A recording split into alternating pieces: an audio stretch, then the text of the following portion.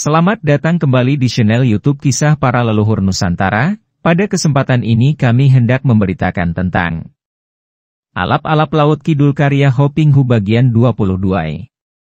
Tulang pergelangan kedua tangan Badrun patah dan Jaka Bintara membanting tubuh lawannya ke atas lantai panggung. Bruk! Badrun mengeluh kesakitan sambil merangkak. Akan tetapi pada saat itu, kaki kanan Jaka Bintara menendang, tepat mengenai dadanya. Des! Tubuh Badrun terlempar ke bawah panggung dan dia pingsan seketika. Dua batang tulang rusuknya patah seperti kedua pergelangan tangannya. Beberapa orang temannya lalu menggotongnya pergi dari situ di bawah tepuk sorak para penonton yang mengagumi kegagahan Jaka Bintara yang luar biasa tangguhnya itu. Bayangkan saja! Dalam dua gebrakan saja Badrun yang ditakuti orang itu roboh pingsan dengan tulang-tulang patah. Gamelan ditabuh lembut mengisyaratkan kepada penari untuk mulai menari lagi. Si selendang merah yang tahu bahwa Jaka Bintara keluar sebagai pemenang dan berhak berjoget dengannya, segera bangkit menghampiri pria jangkung itu sambil menari dan mulutnya tersenyum senang karena ia terbebas dari gangguan Badrun yang kurang ajar tadi. Akan tetapi, Jaka Bintara mengeluarkan sepotong uang real dari kantungnya dan sekali lempar, sekeping uang perak itu berputaran di udara lalu melayang turun dan meluncur ke atas dada ledek berselendang merah dan dengan tepat uang itu memasuki celah antara sepasang payudara ledek itu.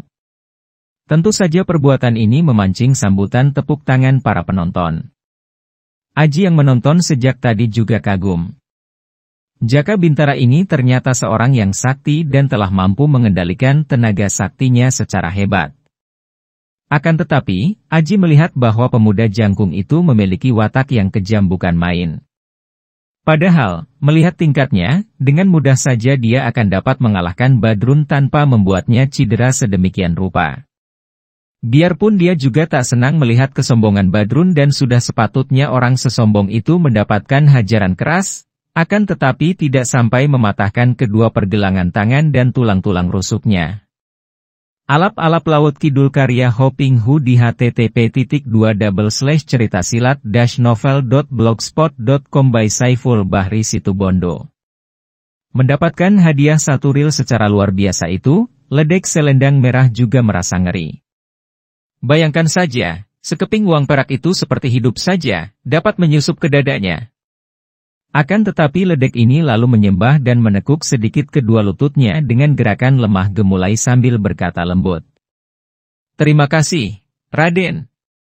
Raden Jaka Bintara melambaikan tangannya kepada penari itu dan berkata. Sudahlah, engkau mengasolah dan suruh Neneng Salmah menggantikanmu. Aku ingin berjoget dengannya. Si selendang merah berseri wajahnya mendengar ini. Biarpun laki-laki muda ini cukup tampan dan gagah berpakaian mewah, akan tetapi ada sesuatu pada sikap dan pandang matanya yang dingin itu membuatnya merasa ngeri, apalagi kalau ia teringat akan penyiksaan terhadap Badrun tadi. Ia cepat-cepat kembali ke tempat duduk di tengah-tengah para penabuh gamelan dan berbisik kepada Neneng Salmah bahwa Raden Jaka Bintara ingin berjoget dengannya. Karena dua orang ledek yang lain sudah berjoget dan ia tahu bahwa kemunculnya dinantikan penonton, Neneng Salmah lalu bangkit berdiri dan dengan lenggangnya yang seperti macan kelaparan itu ia menuju ke tengah panggung. Semua penonton, terutama kaum mudanya, menyambutnya dengan tepuk tangan dan sorak-sorai gembira. Neneng Salmah tersenyum dan semua orang ikut tersenyum dengannya. Untuk ukuran ledek, harus diakui bahwa Neneng Salmah memiliki daya tarik yang luar biasa. Memang kecantikannya tidaklah luar biasa, akan tetapi justru karena ia tidak terlalu merias diri, bedaknya juga tipis tidak seperti rekan-rekannya, maka daya tariknya semakin menonjol dan kuat sekali. Senyumnya merekah, sepasang bibir itu terbuka sedikit memperlihatkan kilauan giginya yang berderet rapi dan putih, lesung pipit di sebelah kiri bibirnya, kerling matanya yang bagaikan mengandung besi sembrani, lalu tubuhnya yang padat ranum, dengan lekuk lengkung sempurna, terutama sekali di bagian dada dan pinggul, pinggangnya yang ramping, langkahnya yang tidak dibuat-buat namun tampak demikian lemah gemulai, kulitnya yang putih kekuningan dan mulus bersih, semua itu mengandung daya tarik. Yang membuat hati semua pria yang memandangnya berdebar penuh gairah. Akan tetapi, berbeda pula dengan para rekannya, Neneng Salmah terkenal sebagai penari dan penyanyi yang sopan dan pandai menjaga kehormatannya. Bahkan dalam usia 19 tahun itu masih disandangnya julukan perawan dalam arti yang seluasnya. Ia memang ramah, manis budi, pandai dan murah hati, memberikan senyum manis dan kerling tajam memikat kepada setiap laki-laki, akan tetapi hanya itulah yang diberikan dengan rela hati. Ia tidak mau menyerahkan tubuhnya, untuk disentuhnya pun ia tolak, apalagi diciumi seperti ledek-ledek lain, sama sekali ia tidak mau. Banyak orang hartawan atau bangsawan yang menawarkan uang yang banyak sekali untuk membeli dirinya, namun semua itu ditolaknya dengan halus. Sikap ini mendapat dukungan kuat dari ayahnya, Ki Salmun yang sudah menjadi duda dan bekerja sebagai tukang kendang dalam rombongan anaknya. Ayah yang bijaksana dan tidak gila harta ini sama sekali tidak mau menyerahkan puterinya untuk dibeli kehormatannya dengan harta betapapun banyaknya. Dia memberi kebebasan kepada Neneng Salmah untuk memilih sendiri siapa yang kelak akan menjadi suaminya. Akan tetapi selama ini, belum ada seorang pun pria yang berhasil mendapatkan cinta kasihnya. Mungkin Neneng Salmah terlalu mencintai pekerjaannya sebagai penari dan penyanyi sehingga kadang ia merasa ragu dan khawatir bahwa kalau ia menjadi istri orang, ia akan kehilangan jati dirinya sebagai seorang seniwati. Bukan pria biasa saja yang gandrung-gandrung, tergila-gila, kepadanya, bahkan secara diam-diam karena merasa malu kalau ketahuan orang, Pangeran Mas Gede sendiri, Adipati Sumedang, pernah mengirim utusan membujuk Neneng Salmah agar menjadi seorang selir, atau setidaknya melayani hasrat kerinduan dan kegairahannya. Akan tetapi, dengan sikap ramah dan hormat sehingga tidak menyinggung hati, Neneng Salmah menolaknya secara halus. Inilah sebabnya maka nama Neneng Salmah. Sebagai ledek yang terkenal bersuara emas dan pandai menari seperti bidadari, terutama sebagai seorang ledek perawan yang merupakan hal yang langka pada waktu itu, terkenal bukan saja di Sumedang dan sekitarnya, bahkan terkenal sampai ke Cirebon. Setelah berhadapan dengan Raden Jaka Bintara, Neneng Salmah tetap tersenyum dengan ramah dan sopan, lalu memberi hormat dengan sembah. Gamelan memainkan lagu joget yang seronok dan halus dan Neneng Salmah mulai menari, lembut dan indah sekali. Biarpun ia menari dengan sepenuh jiwanya sehingga seakan-akan setiap bagian tubuhnya menari, pundaknya, dada dan pinggangnya, goyang pinggulnya sampai langkah kaki dan gerakan jari kakinya, gerakan lengan dan jari tangannya. Semua bagian tubuh Neneng Salmah menari-nari. Bahkan gumpalan rambut yang terurai di dahi dan pelipisnya, sinom halus itu, ikut pula bergoyang menari. Akan tetapi, walaupun kepala, pundak dan pinggulnya membuat gerakan-gerakan yang amat indah, namun gerakannya tidak mengandung kecabulan. Pinggulnya memang bergoyang manis, namun tidak seperti gerakan pinggul para rekannya yang seolah-olah menggapai menantang dan membangkitkan gairah laki-laki manapun juga. Aji yang menonton merasakan ini dan diam-diam memandang penari itu dengan sinar mata kagum. Seorang gadis yang hebat, pikirnya. Seorang seniwati yang menghayati seni tariannya dan ketika bertembang tadi, suaranya juga merdu sekali. Bahkan sikap yang manis tapi penuh susila ini juga dapat dirasakan Jaka Bintara sehingga pemuda bangsawan Banten ini juga menari dan berupaya untuk dapat menari sebaik dan segagah mungkin. Dia merasa bahwa kalau tangannya usil, menowel, mencubit atau menggerayangi maka hal itu akan tampak janggal sekali dan melenyapkan keindahan gerak tari mereka. Dari pandang mata yang jeli indah itu saja Jaka Bintara merasa bahwa sedikit pun tidak ada niat merayu atau memikat dalam hati ledek luar biasa ini. Akan tetapi hal ini membuat dia merasa kecewa. Sejak tadi sebelum Neneng Salmah menari, dia sudah tergila-gila kepada ledek ini, sudah timbul gairahnya, dan tadi dia ingin sekali berdekatan, berjoget bersama, bahkan menyentuhnya, merangkulnya dan bercumbu dengannya. Akan tetapi kenyataannya sekarang, biarpun sudah berjoget bersama, dia sama sekali tidak berani menyalurkan semua gairahnya itu.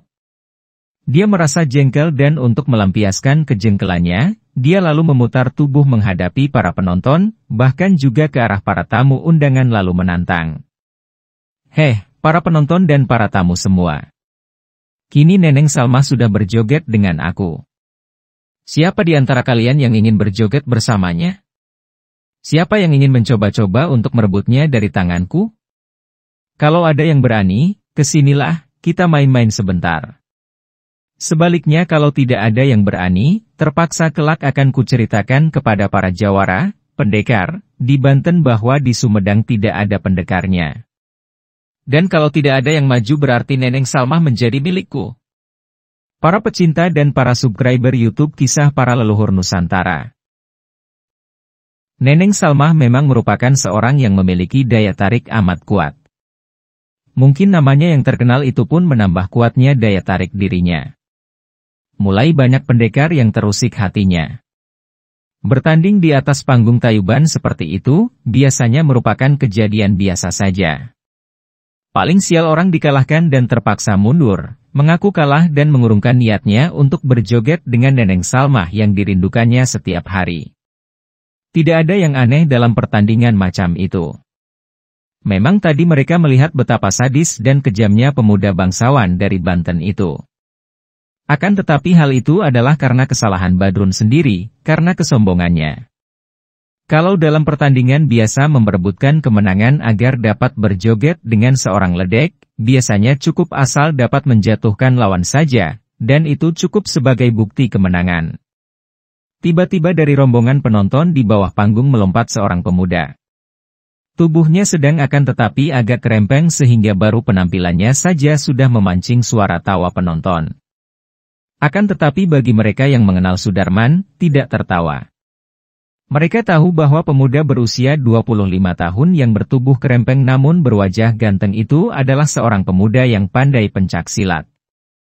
Sudah lama Sudarman gandrung kepada Neneng Salma, bahkan pernah orang tuanya berkunjung ke rumah Ki Salmun dan dengan tata cara umum mengajukan pinangan untuk menjodohkan Sudarman dengan Neneng Salma. Akan tetapi, karena Neneng Salma menolak, maka pinangan itu tak dapat diterima dengan hormat dan dengan kata-kata yang tidak menyinggung. Hal ini tentu saja membuat Sudarman semakin rindu kepada ledek itu dan sekarang dia hendak mempergunakan kesempatan untuk mencoba agar dapat berjoget dengan perawan yang digandrunginya itu. Biarpun tidak dapat menjadi suami Neneng Salma, akan tetapi kalau dapat berjoget bersama, tentu sudah merupakan hiburan yang menyenangkan. Begitu melihat Sudarman melompat naik ke panggung, Neneng Salma mengenal pemuda yang pernah meminangnya itu. Ia menjadi malu-malu tersenyum dan melirik kepada pemuda itu, lalu mengundurkan diri duduk bersimpuh di pinggiran seperti biasa dilakukan ledek yang sedang diperebutkan, membiarkan dua orang laki-laki itu berhadapan dan bertanding. Gamelan pun untuk sementara dihentikan agar para penonton dapat mendengar apa yang akan dikatakan kedua orang jagoan yang sudah saling berhadapan itu. Jaka Bintara yang bertubuh kurus, akan tetapi bertulang besar dan tidak kelihatan kerempeng.